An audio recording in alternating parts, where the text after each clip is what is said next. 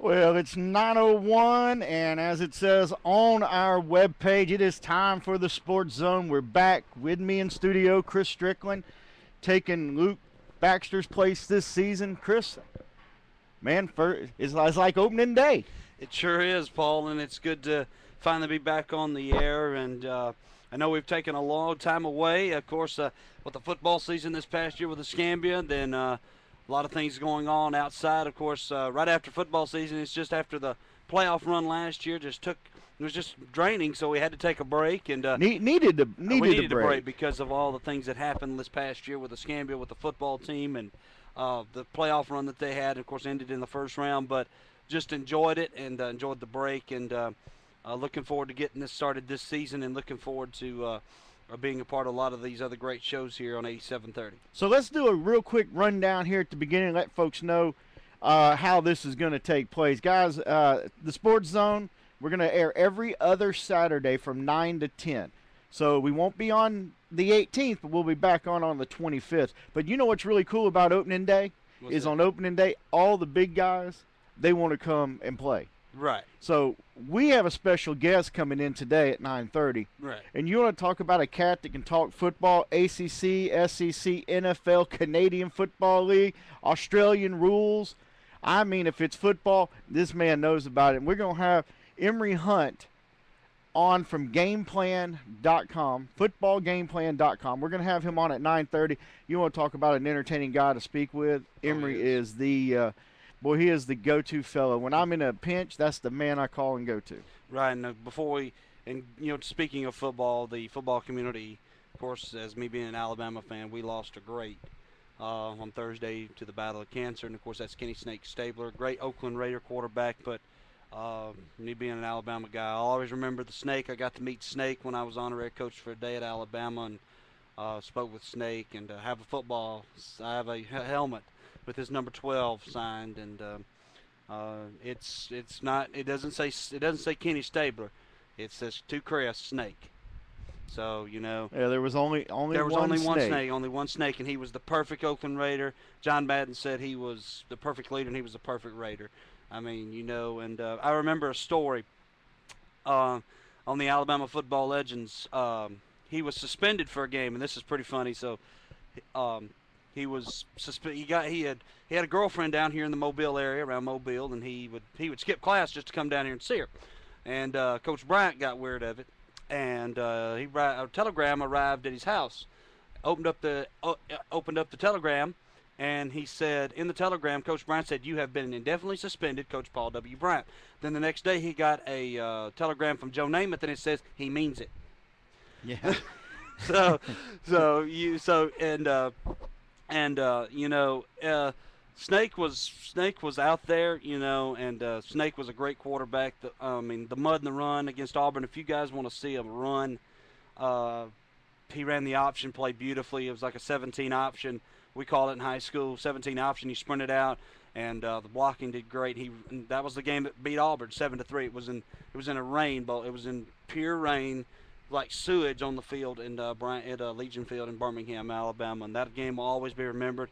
He'll always be remembered for hooking up with Ray Perkins and some of the great Oakland receivers, Casper and all those great guys. And then, of course, winning a Super Bowl. And the football community lost a great guy, but also I heard was a great human being as well. And Kenny Snake Stabler, we're going to miss him. And I know that his family is in mourning right now. So before I get started, I just wanted to say something about the Snake this morning, because when I got to meet Snake, I never thought I would get to meet Snake Stabler, and there he was, and I got to meet him for the first time. So Yeah, it's cool how this job puts you in places and a chance to meet your childhood idols years after they've moved on. Right. I remember getting to meet Ryan Sandberg when he was coaching the Tennessee Jacks.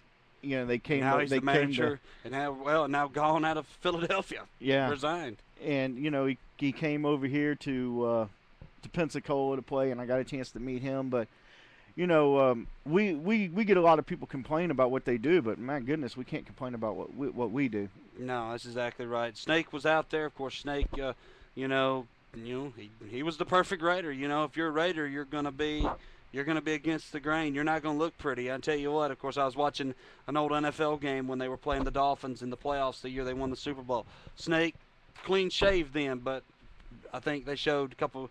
The game before back, he was completely beard, had the beard hanging out, looked like the perfect Raider, you know, and was rebellious, but you know what, was sure a great quarterback. You're the perfect Raider. It's funny you would mention and say perfect Raider, because the other night on ESPN 30 for 30, they were talking about the perfect Raiders. And the perfect Raider that people don't seem to talk about too much anymore, with Lyle Alzado. Yeah. There is the perfect Raider. You guys want to talk about a man that bled the silver and black, and I'm not a silver and black. I mean, you know, I'm a gold and black. Oh yeah. I'm a Saints fan. Yeah. But you know, that guy lined up and put the fear of Jesus in you. Oh yeah, and just looking at him, and you know, going back to a current Raider, Bill Romanowski, when he signed him, he was the perfect definition of a Raider. When he played, I mean, he'd knock your jaw off, and then he'd say, "Don't, you know, come in my hole again." But he wouldn't say, "Don't come in my hole." He would use a catch word in there. Yeah. But Romo, he would be that way. And I'm gonna tell you something. Here's another perfect Gator. Raider, because he's ready, and that's gonna be Trent Richardson. Yes, and Trent is slimmed down. Oh my gosh, just looking at him, wow, he looks better than he did when he was in high school. And folks, next week his football camp's going to be going on here, and right now, of course, I guess we don't know the lineup, but we will be out there live streaming. That is our plan, is to stream his mini camp, and we're going to have interviews from different and players. We'll have different coaches from around the Pensacola area. We'll have Trent. We were promised Trent, so I'm hoping that we get Trent, and there'll be some other players there. It'll be a good chance to see Coach Gillian's coming down from West Alabama. He'll be here. And also, before we get too far, I want to wish congratulations to Dante Shepard. Yep, Eastern Kentucky now. Eastern Kentucky now, was working at Coach Spears at Vernon, and now is headed to Eastern Kentucky University as a coach there, and getting to live the dream. So we'll get to call to Coach Shep and wish him nothing but the best as he picks up and moves his family to the place. I have no idea where Eastern Kentucky University is, but I bet it's flat and lots of cornfields. I bet it's not. I bet it's got rolling hills everywhere. I bet it does too, and I bet he's going to be like, "Where's all the buildings? Where's the Walmart? Where's the Whataburger at? Where's the beach? Where's the beach at?" Yeah, that's the one thing. That's the one thing I'm going to ask you. Why Western Kentucky? Because they offered him a job. That's why Western Kentucky. Because Western Kentucky saw something in Coach Shep and said, "Hey, you know what? We want to use this man." Right. To make our players better. And the one thing you can guarantee about Coach Shep is when he goes in there, he's going to make each and every player he comes in contact with a little better of a person. Right. Not so much a better. You know, they'll be better football players, but more importantly, they'll be better people. You're most definitely about that, right, Paul? And Coach Shep did a great job. And of course, I know that Coach Spears is excited and about him taking this opportunity. And I also want to say congratulations to Coach Spears. Heard Vernon, he's got him going down there. He's got the not only head coach but athletic director. Head coach, athletic director. He's got that community energized. He's got the backing of the community. So Vernon, I wouldn't be surprised before too long, looking at our Scambia schedule, that we see a matchup with Vernon. And you know that is possible because you know that Coach Spears likes to play up early and get ready for conference. But you know what? We also want to talk about Coach Davis and the Escambia Gators a little bit, because they, the schedule is tough this year. But it's a great schedule. It is. If they can survive to get to conference play, conference looks pretty good this year. You got Pine Forest, Tate, and Washington. Pace and Milton, they've gone into a different conference, so they're not conference competitors anymore. Right, and Navarre's not in our district. I found that out. Navarre's not in our district. We just play Navarre as a revenge game, I guess, mostly. I think they want to get, because Navarre, of course, knocked Escambia out last year, and you know, that was a game of two tapes, and if you get a chance to go back and watch it on our YouTube page, definitely, or not even that, just go to our. You can go to you're on the website already listening to us, so just when the show's over, click over to the archives. and it's right there. Click on it and watch that. We got other great games on there too. The Choctaw Atwood game, which was phenomenal. Right, and I mean, tell you what, that was a great game. That was because Paul's like looking at me, said, "Are you going to get excited for this?" I'm like, "It's kind of hard." Well, I mean, it was a 2-0 game for most of the game. It was like a baseball score. Because I didn't want to be Homer. Because, you know, with Escambia, I'm all orange and blue. I'm all in. I'm a Gator full and floor. I'm not a Florida Gator, but I'm an Escambia Gator. We didn't hear that. Yeah, you didn't hear that. My wife's probably listening right now, and she's probably rolling around in the floor right now saying I'm going to kill him when he gets home. But that game right there, I couldn't really get. But there, I thought we was playing baseball for a minute there. I was fixing to say, now batting Derek Jeter. Right, yeah. I was fixing to do that right there. You know, it just, just that game right there. But that's the great thing about this area is that those two teams were the best. But then the team that ended up winning that game, they ended up getting blew out. I think 50-something to nothing. Central Miami. Central Miami. And Central Miami is a dynasty, and I would love to see them Cats play. I heard that they are a dynasty down there. But looking at this schedule, West Florida open up at West Florida Tech. That's a winnable game, but then you go to Niceville. It is right now because West Florida is rebuilding, and they lost a lot of studs last year. Right. Niceville, you know what? Niceville is a winnable game too because it's at home. It's in the swamp. It is. It's in the swamp, and then Catholic, we get to go to that nice facility. Paul, I drove by that facility.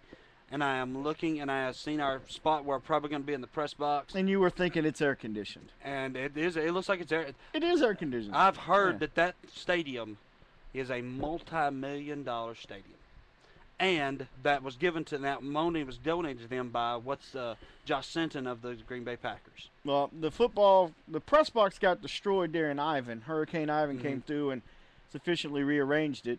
As Hurricane Ivan did with a lot of things. And then also got an indoor practice facility as well. I think the little bowl that they've got there, I believe. That's the basketball. Okay. I thought that was their indoor practice facility. Nope. Somebody told me that was their indoor practice facility. Somebody was pulling your leg. I was like, excuse me? Yeah, somebody was pulling your leg. I'm like, we got indoor practice facilities down here now. And I'm going to tell you the game I'm looking forward to on Escambia's schedule all year is the Jesuit game. Jesuit, yes, I am too. Those guys coming from New Orleans, they're always good. They're bad to the bone of what I'm hearing. They got a lot of Division I recruits. I'm looking forward to seeing that. Again, I'm comfortable with that game because it's at Escambia, and PHS took care of them last year. It was a close game, but PHS pulled it out. And then we have no clue about Columbia. We'll take a look. We're going to look at more Columbia. What I'm hearing about them, they're close to Gainesville, so we're going to be making that 2-day trip, myself and you, and the lovely executive owner. You are the owner. She is the CEO. You are the COO, and I am just the hired help, I guess. That's how it usually works, isn't it? Like sometimes I feel like I'm just the hired help. Right, and just looking at our schedule, then Paul would go 3 on the road. We're away from Escambia for 3 solid weeks. Then we come back home for Tate, Washington. We're We're road for 3, and then home for 3, and we also have a bye week in there as well. And the good thing about the schedule this year is we only go on the road for 1 district game. The other 2 are at home. That's what we want. That's where you want, because this district's very easy to win. But the first games, the West Florida Tech game, the Niceville game, the Catholic game, Jesuit, Columbia, those are right there going to get us prepared for when we see a Navarre again. We could see Navarre again in the playoffs. Right, we could see them twice. That's what as I was talking to Coach Mike Davis and talked to Coach, and I said, Coach, how did you get Navarre? He said, well, we talked and we kind of worked things out, but I also told him, I said, now that gives you an opportunity to fix if we lose that game. He said, yeah, that gives me a chance to go back, look at what we did wrong, and tweak it, and then when we come back out the next time. And I've got a friend of mine I work with, Coda Beaudry. He left Escambia this year. He's not going to be a teacher. He was a coach this past year. Him and T.J. Williams have been talking, and Coach Williams has been telling Dakota, my friend, he said, our defense is going to be lights out. The defense this year, I think, is going to win us some ball games. Well, listen, and I can't say that yet because what I saw in the first Orange and Blue game, we really couldn't tell nothing. They looked bad. I mean, neither team was moving the ball. I mean, I guess that's good on the side of the defense, but you don't want to show much in a spring game, too. Well, and I don't know that we could show much, to be honest with you. I think that we have some serious work to do. I think that Coach Williams will have the defense ready. Defense was good He said last this year, could be his best defense he's had. and they've been together for 4 years. Right. So I think that has a lot to do with it. The defensive seat is senior heavy. Right, that's what I'm saying. He's saying this could be his best defense Yeah. ever. He's thinking that this defense could be the best ever, and we don't know who's going to take the snaps. I did enjoy watching Javi take control of the huddle in this orange and blue game, the spring orange and blue game. The fall orange and blue game, of course, will be coming up, but again, you're probably not going to see a lot. You'll see it'll be more of a dress rehearsal getting ready for West Florida because of the sanctions that were dropped on us. Next year we'll be able to play a full spring jamboree next year. Yeah, you'll be able to tell a lot more next year. Yeah, this but year going up against yourself, you don't want can't to really beat. tell no. Well, you don't want to beat each other up. And you don't want to beat each other up, and you want to also be vanilla. You don't want a Pine Forest. Who will be there watching? And Tate will be there. I guarantee you, West Florida will be, because they play Friday night and we play on a Thursday night. Right, and of course, I'm gonna go check out West Florida, and I was gonna go check out the West Florida. They destroyed Washington in their jamboree, but of course, listen to Coach Charlie Ward. They had a lot of bad. I mean, they look. Of course, Coach Mike Davis said they didn't look normal, but you can't base that on a spring game. No, but You're just trying to learn. Coach Ward has so much work to do at Washington, and when you got, when you got a team that you have to. I mean, literally, he's been there. He's what, having a to build year. it. He's having to knock the foundation down and Well, rebuild it. I mean, he didn't have a freshman team until 2 days before their first game was scheduled. Right.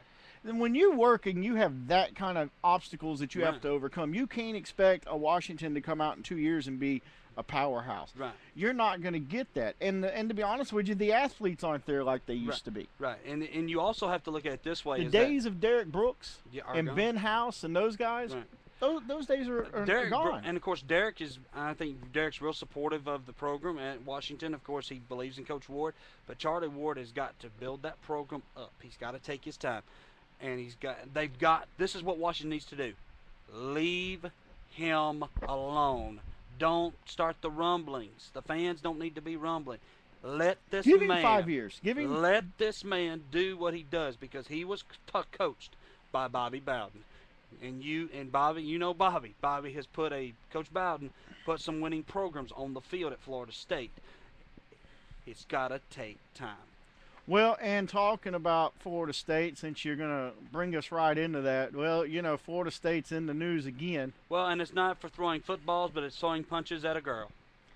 Man, That's sickening. When I saw that on the phone, that was sickening to see. we're getting to a point in pro sports, and don't get me wrong. I mean, I love pro sports, but we're getting to a point in pro sports where the players are completely out of control. Yep, most definitely. And it is a sad day when you have two gentlemen on either side of this young lady, they won't they won't do they won't acknowledge, they won't do anything. It's really a bad.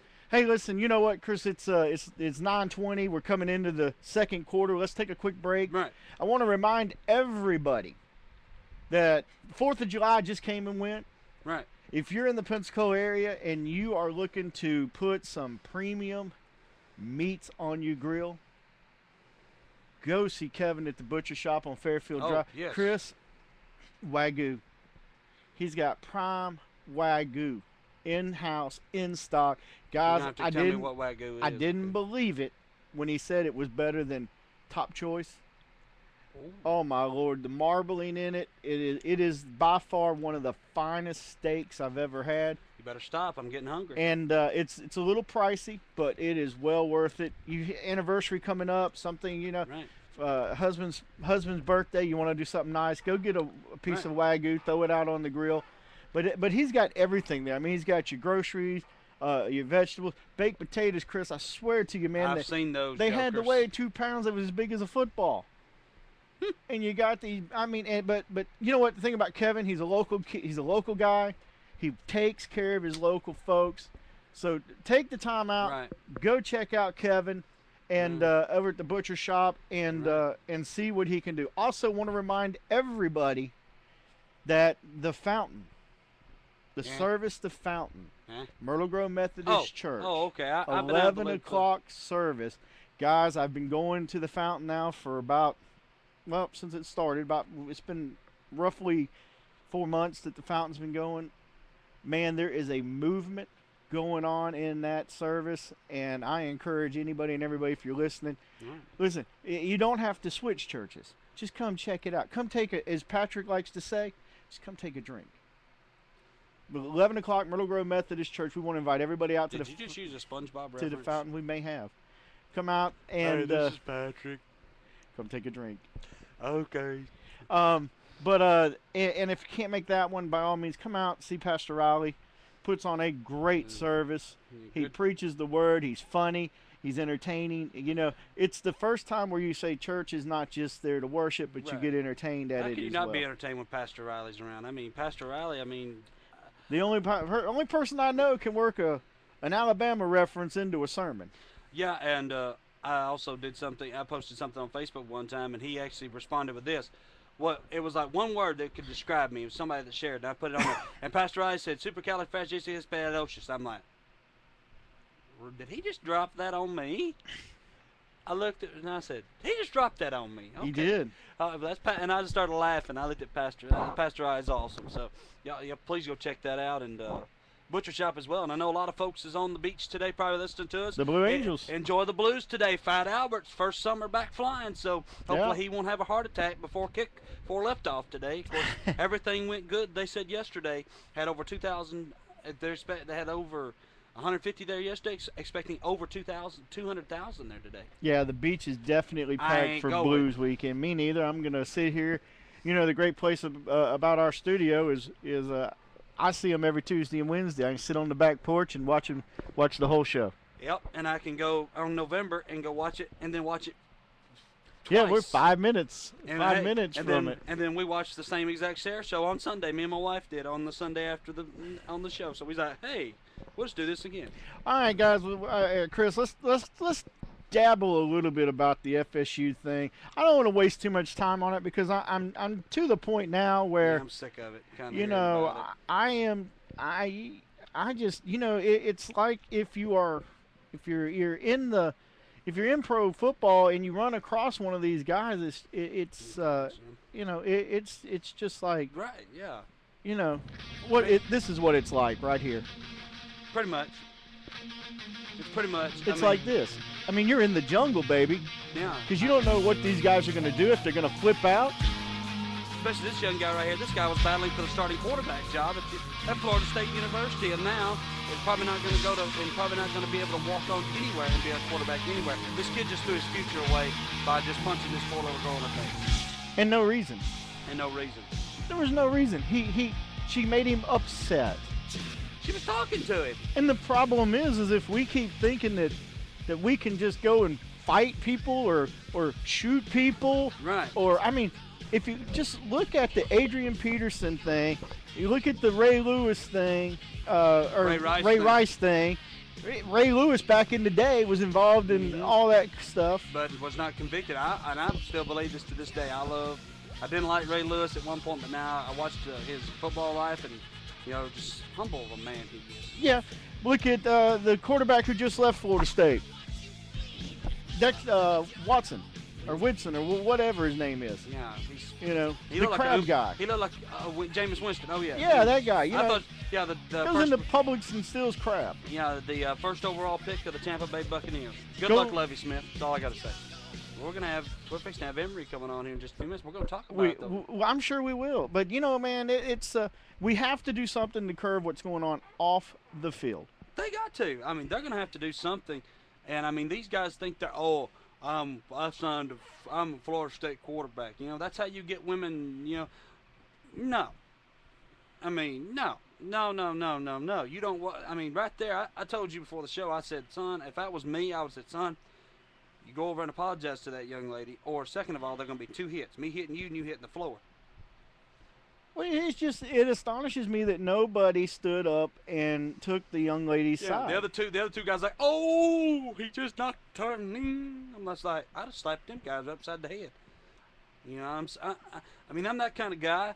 You know, but I'm serious. This has got to stop. College athletics. I mean, this whole offseason, Alabama's had 44 players arrested for something, but we've ended up, getting them back on the field.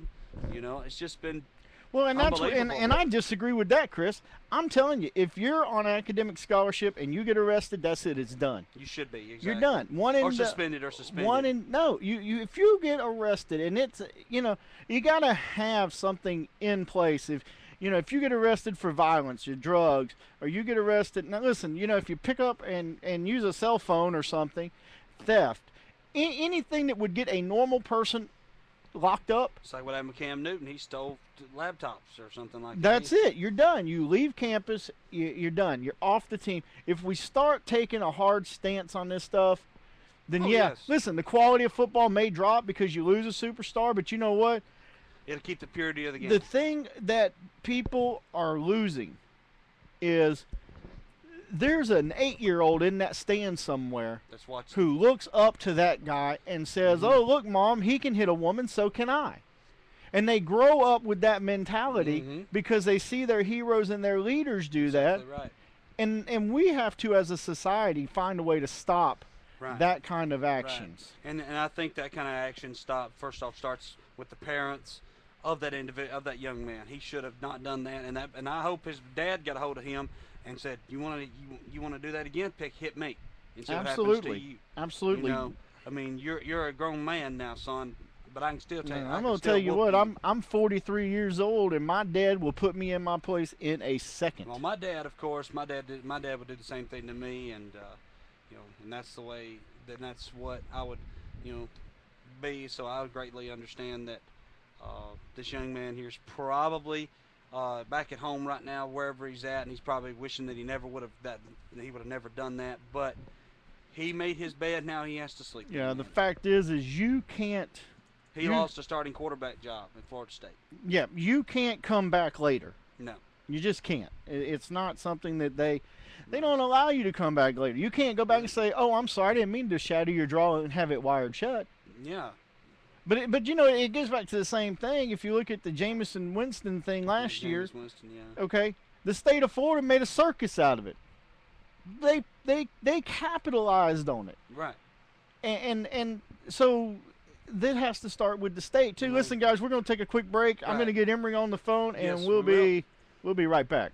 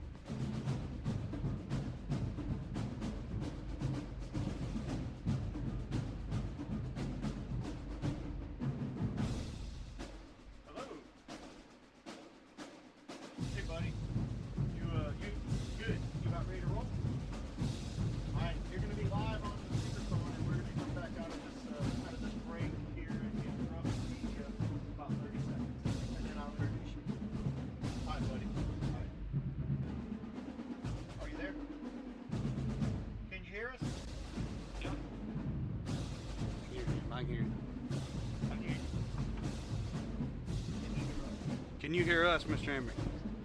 Yes, I can hear you guys. Okay. Turn him up a little bit.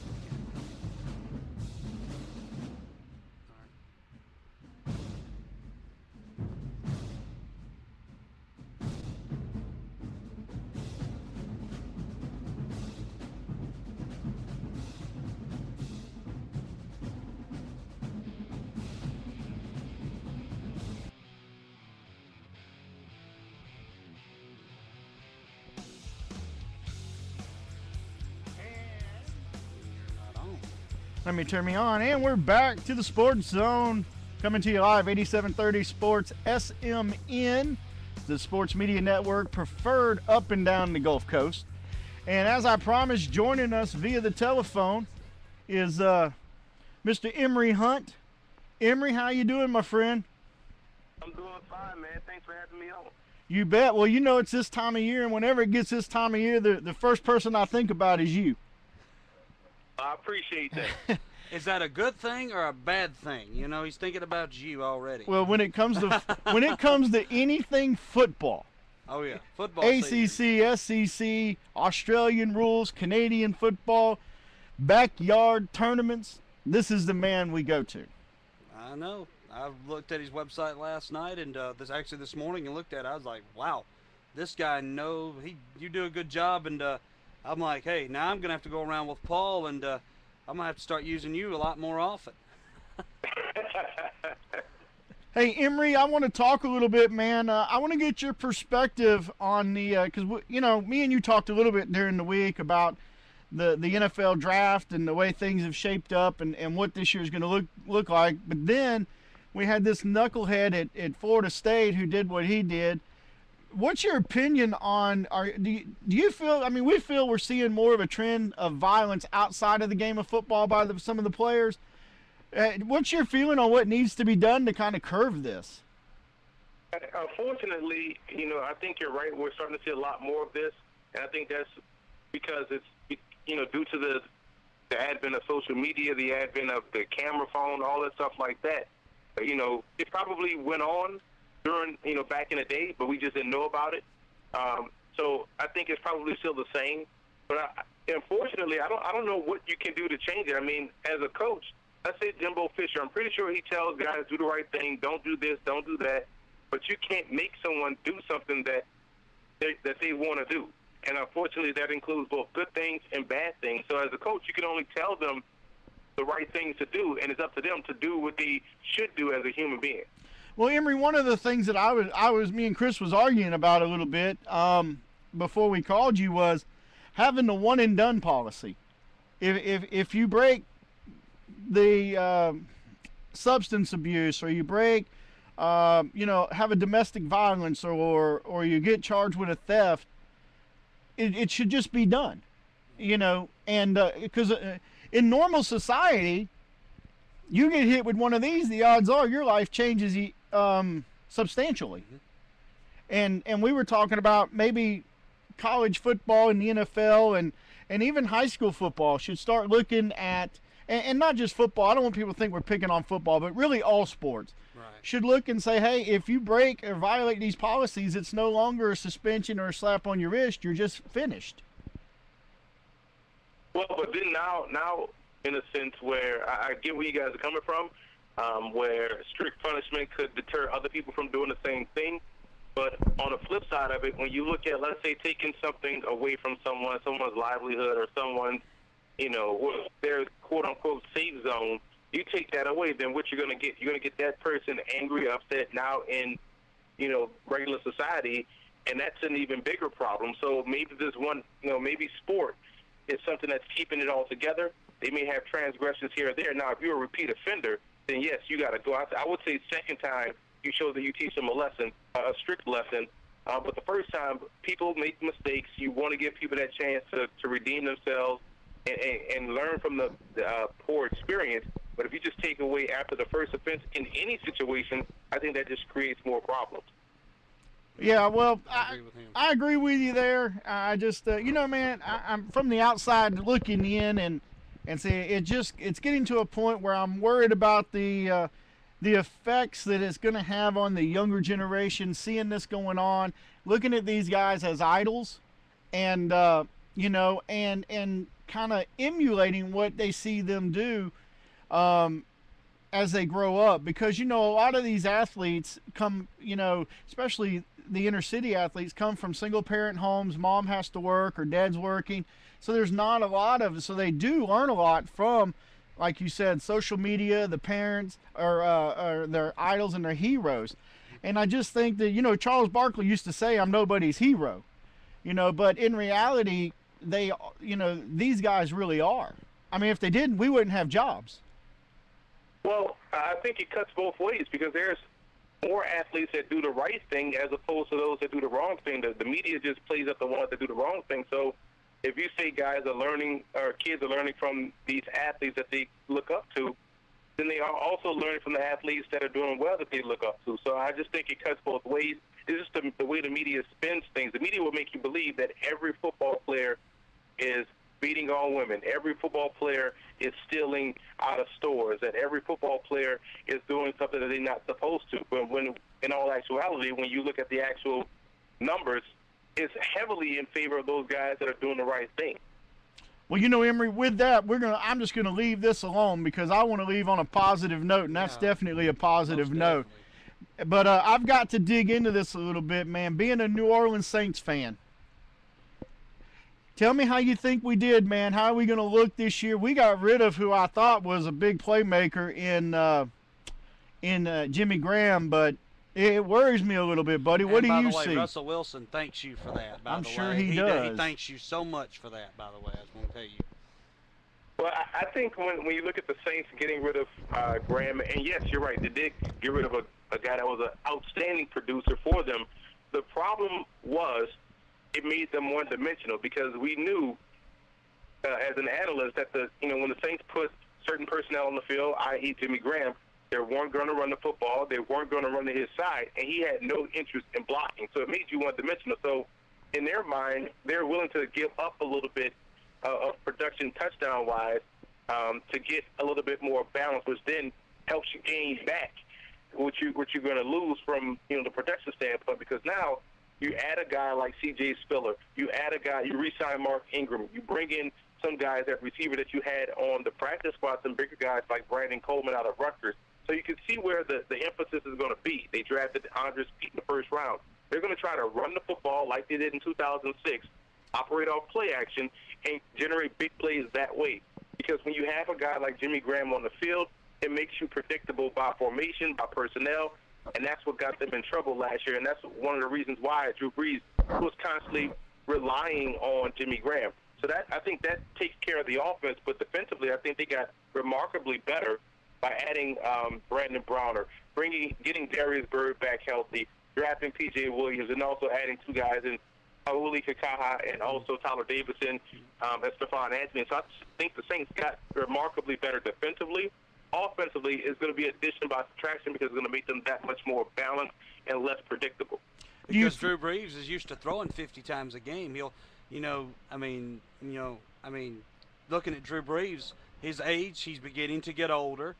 And plus with them drafting in the first round with the tackle that they taken, that basically shored up Drew Brees' backside so he won't get hit because Drew Brees is the face of that franchise.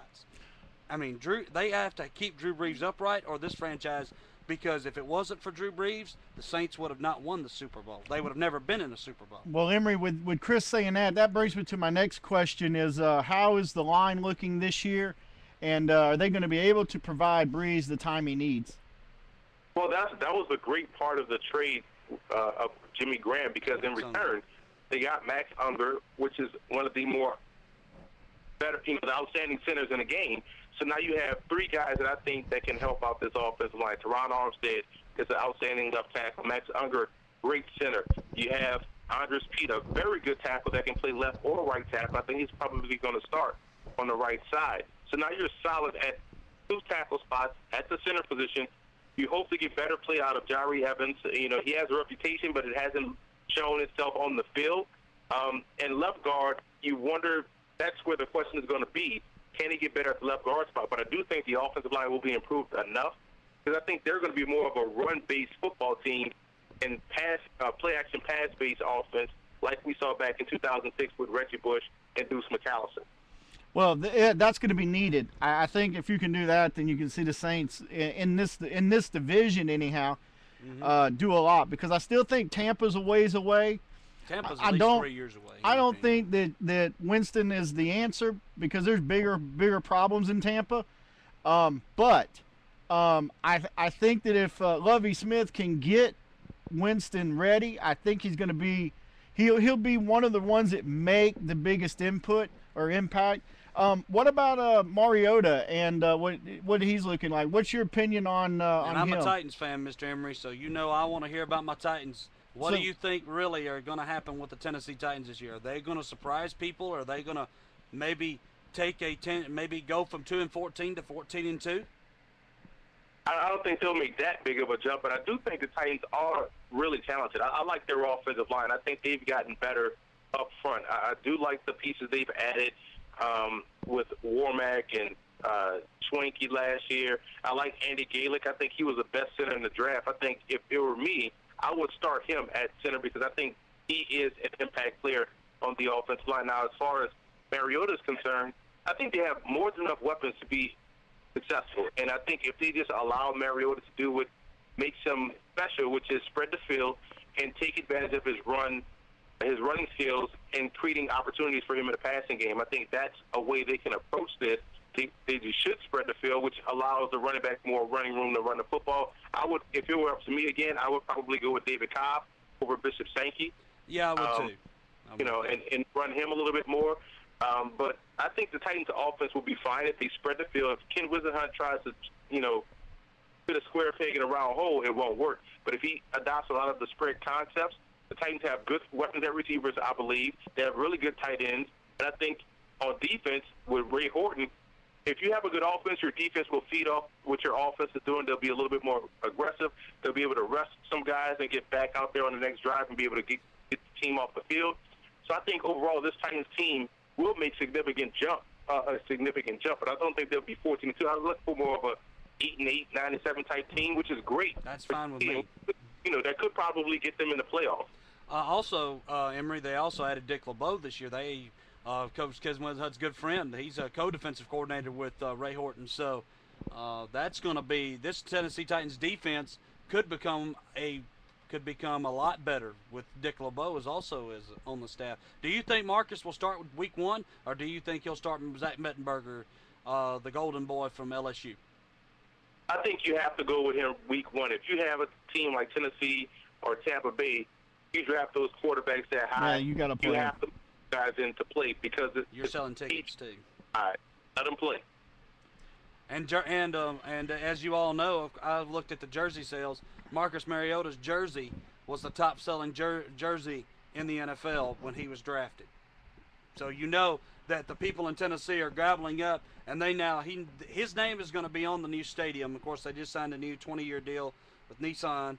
It's now known as Nissan Stadium, not LP Field anymore. It's Nissan Stadium, and you know that they're going to pack out the first preseason game to see their new prize quarterback. Do you think? And this is another thing. The NFL coaches. Do you think this is a make or break year for Ken Whisenhunt? If he does not get a 9-7, a 10-6, a 12-4 season, do you think he's out as the head coach of the Titans? And what about Sean Payton as well? I think it's something to say that he's going to be out because they drafted a rookie quarterback, so that may buy him some time. But people want to see improvement. They want to see this team get over the hump, and I think 8 gives him another 5 years in Tennessee because they're going to see the growth. And I think what you'll see this year from Whisenhunt, if he can do a little self-reflection and say, okay, let me change what I do to adapt to what I have, I think that, is a great thing. And what about, you think Sean Payton, this is a make or break year for Sean Payton? If he doesn't get them to an NFC South title or at least to a playoff, do you think he'll be out? And what other coaches do you think maybe are on the hot seat in the NFL this year? I think Sean Payton has great tenure in New Orleans, so yeah, I don't think he's in jeopardy of losing his job or anything. I think because if you think about the Saints' history, outside of Jim Mora, it has been Sean Payton.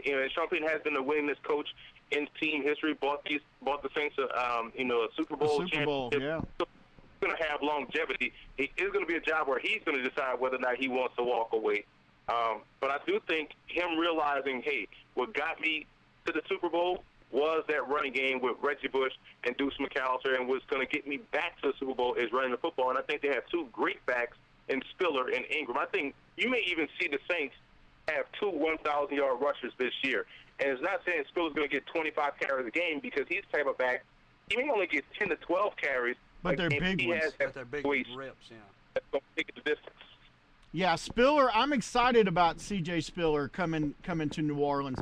And if Ingram can have the year he had last year, which even though it wasn't, a super year, it was outstanding. I mean, he really looked like a different back. Plus, he was also injured most of the year as well. Playing hurt. Mark was playing hurt. So you put a healthy Ingram out there, you put C.J. Spiller out there, if they can still utilize their deep threats.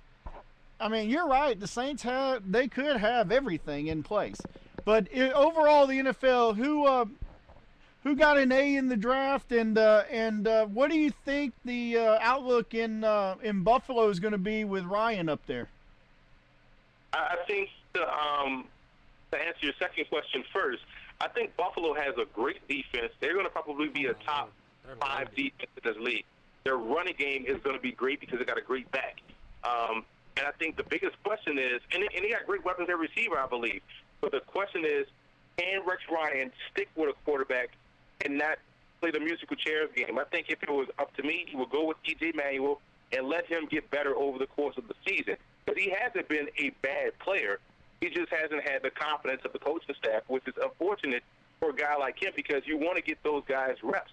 And if you look at his numbers, he was similar to what they got out of Kyle Orton. So put him in there, let him play through his ups and downs. He's going to get better progressively, and I think this team can cause some problems. But I think with the history of Rex Ryan and his inability to try to stick with a guy and tend to look over their shoulder and pull guys in, pull guys out, pull guys in, that's going to be a problem. So I think they're going to finish around that 9-7 threshold once again. Now, the team I thought did the best in the draft, I look at San Diego.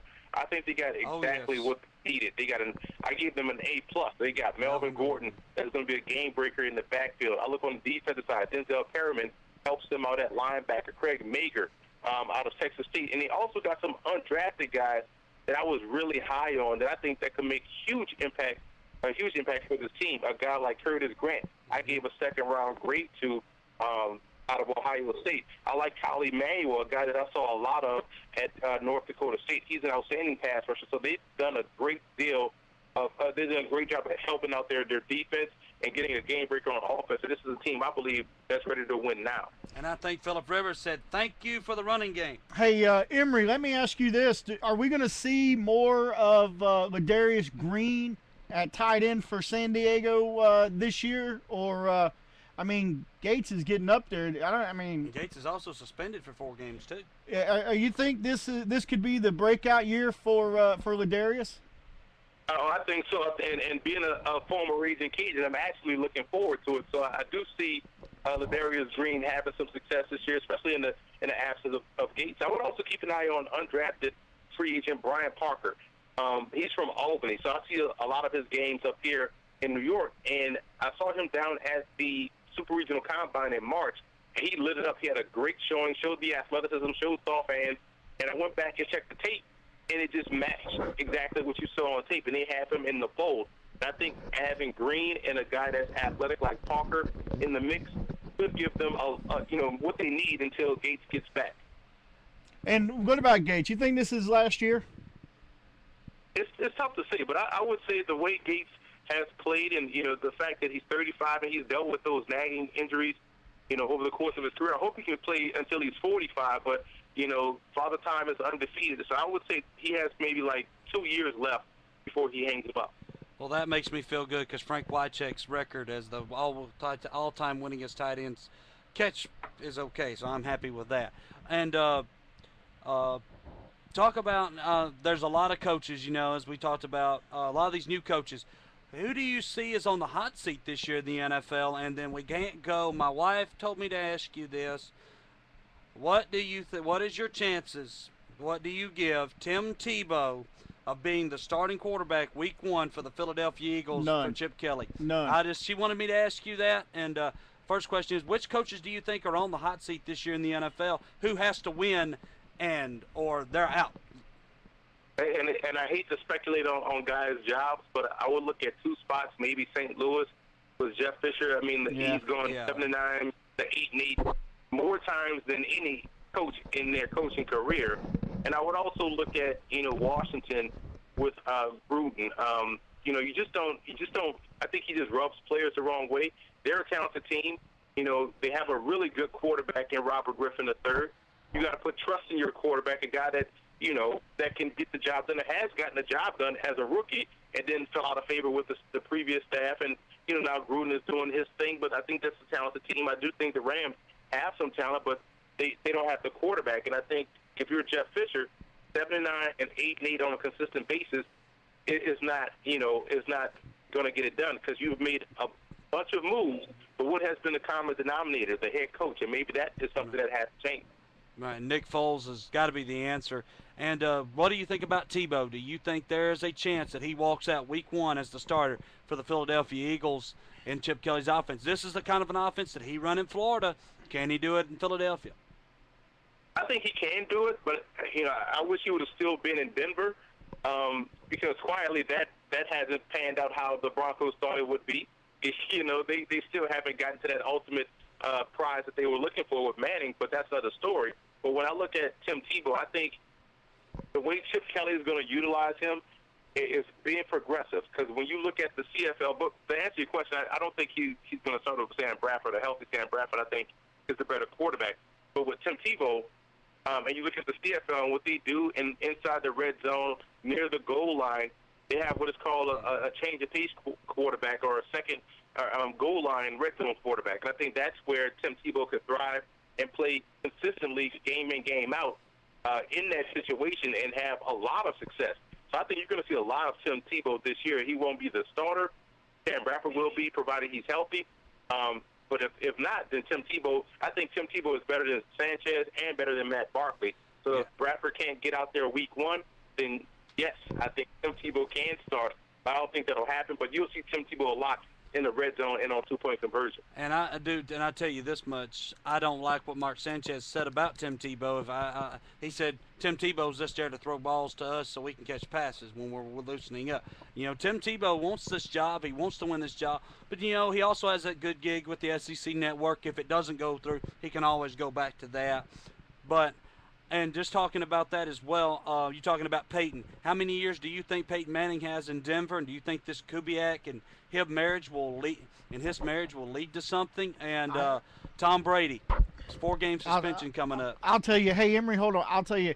I think right now you're looking at the final year for Peyton Manning in Denver if they don't make the Super Bowl.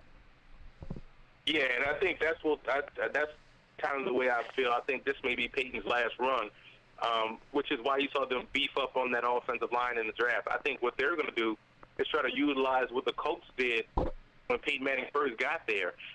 They ran the football and didn't operate it off play action. They ran it outside zone, it outside stretch. Then they'll come back with the play action pass, and Marvin Harrison will be streaking down the field wide open. So I think they're going to run the heck out of the football, take the ball out of Peyton Manning's hands, a la what the Cowboys did with Tony Romo, and then have him operate on play action that way. I think that's how they could preserve Manning. But I think if they allow him to go out there and throw 40 to 45 passes a game, that's a losing formula for a guy at this juncture of his career. Now, Tom Brady, whether it be 4 games, 2 games, or 1 game, I think they're going to be fine. Because Garoppolo, I think, can play. He's not Tom Brady, obviously, but I think he can hold his own in that offense. Plus, he has the mobility aspect of it in his game that could also help out that offense to kind of like tread water until Brady gets back. But I would have to say the Patriots do a great job of game planning and scheming week to week, more so than any other team. So they're used to playing with the shuffle deck on a consistent basis. So I think the Patriots will still be fine, but I do think this is Peyton Manning's last year in Denver. So you think it'll be a Patriots run again? You think they'll win another Super Bowl, or do you think it could be another rematch with Russell Wilson and him? And again, what do you think about the Seahawks? I mean, they made a great strides this year. Of course, got Russell Wilson, a big go-to threat when they made the trade. So it's basically like you traded a Rolls Royce for a GMC Sierra full decked out truck. You had Max Unger. Now you got somebody that is a threat in the goal to go deep on a deep pass with Jimmy Graham. So what do you think? Do you think we could see a Seattle and New England rematch in the Super Bowl this year, and another dynasty from New England? It's a possibility because both teams are have excellent play at quarterback. But I think what separates New England this year from what we saw last year, I think their secondary is a big question mark. Yeah, the me too. With you don't know how healthy he's going to be. That's a question mark. You do have 2 good outside backers, so they're not the same team. And now with Seattle, their offensive line took a hit without Unger. Yes, they have Lemuel Jean-Pierre, but he's not Max Unger.